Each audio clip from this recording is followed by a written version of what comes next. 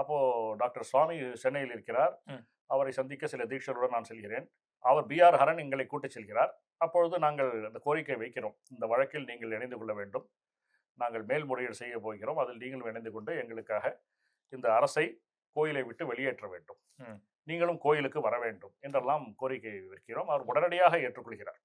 நிச்சயமாக ஏற்றுக்கொள்கிறோம் என்று சொல்லும்போது, அப்பொழுது நான் ஹார்வர்ட் பல்கலைக்கழகத்தில் பகுதி நேர பேராசிரியராக இருந்து கொண்டிருக்கிறேன். சுப்பிரமணிய சுவாமி அங்கதான் அடிக்கடி அங்கே சென்று வருவேன். அப்பொழுது எனக்கு தொடர்பு கொள்வதற்காக இமெயில் அனுப்புவதற்கும் வேறு செய்திகள் அனுப்புவதற்கும் நன்றாக ஆங்கிலம் தெரிந்த, இமெயில்லாம் தெரிந்த ஒருவர் வேணும் சிதம்பரம் கோயில் விஷயமா அப்படிங்கும்போது நான் என்னை முன்னிறுத்தி நான் செய்கிறேன், தன்னார்வலராக ஒரு வாலண்டியராக அந்த வேலையை எடுத்துக்கிறேன், டீச்சர் சார்பாக நான் செய்கிறேன் சொல்லுவோம். என்னை பற்றி விசாரிக்கிறேன், நான் சிட்டி பேங்க்ல வேலை செய்கிறேன்னு தான் சொல்கிறேன்.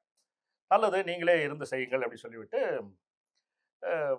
மறுபடியும் கேள்வி எழுப்பும்போது, is it a denominational temple அப்படின்னு கேட்குறாரு.